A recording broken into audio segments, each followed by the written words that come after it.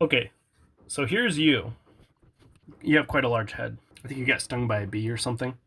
And here is the constant stream of information and ideas that are bombarding your brain every day.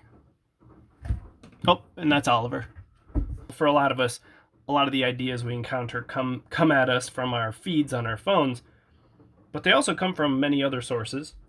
They can come from other people, come over the radio or TV. And of course, a lot of ideas are already loaded up in our heads from school, from our parents, from our friends growing up, and from our personal experiences.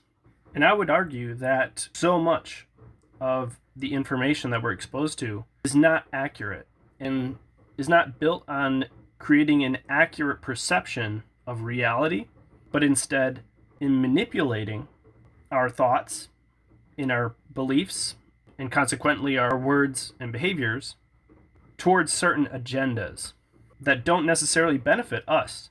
So some of this is toxic.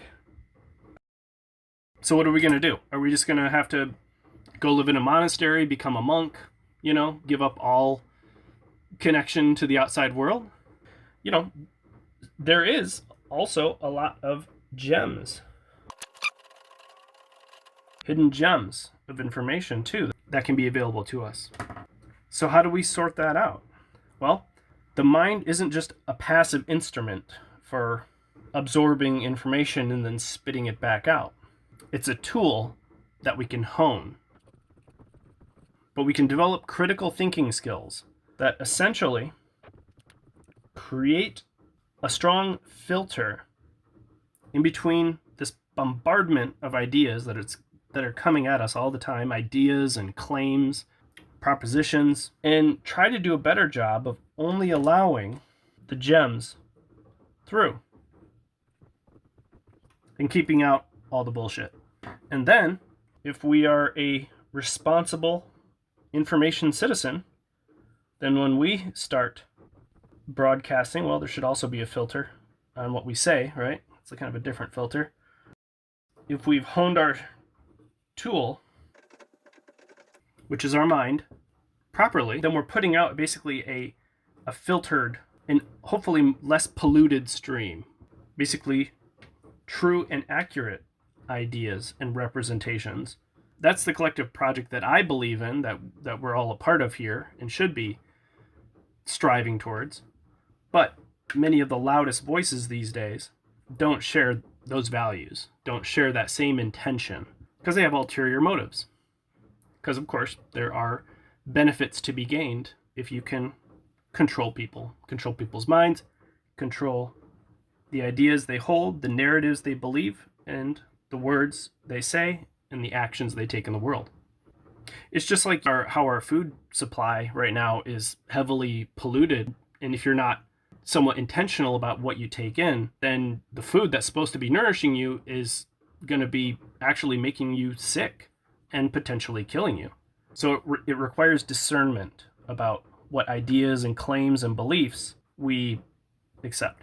So knowledge is a collective project that we're part of. This whole sort of ecosystem of information, which is already very polluted. If you're looking, in certain places, like libraries, I would say are a lot less polluted, generally speaking, whereas, let's say, social media feeds are a lot more polluted currently.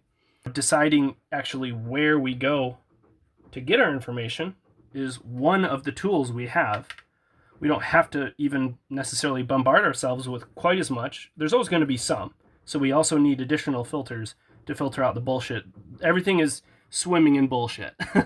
We're all awash in bull. All knowledge is awash in some amount of bullshit and in inaccurate information. Some of it intentionally so, and much of it just the nature of being an ignorant species trying to learn about its place in the universe. And what we have right now with these tools in our pockets that have access to almost the entirety of human knowledge, that's an incredible power that we have. And it's a kind of superpower, the information technology that has democratized access to high quality information and education is revolutionary, and it has transformed the world in many positive ways. But it's also opened up the door to a lot of malicious elements and algorithms that exploit certain aspects of our minds and our natures. So this is very powerful, you know? It's like a chainsaw for knowledge. You can do a lot of work with a chainsaw very quickly, but you can also do a lot of damage very quickly with any powerful tool, just like guns. So, you know, let's always remember what Uncle Ben taught us. With great power comes great responsibility. And so learning critical thinking skills and then practicing and honing those skills is learning how to use this power responsibly. This is a craft that one can hone, just like learning to garden or learning to farm. We can learn to cultivate and heal our information ecosystem. And again, it's a collective project. We're all just nodes in this big network. I shared some of those important tools and strategies in one of my older videos here. So check that one out if you want to dive right into something after this. But otherwise, just hit the subscribe so you can get the notice on the next one of these. So thanks for watching. Let's armor up.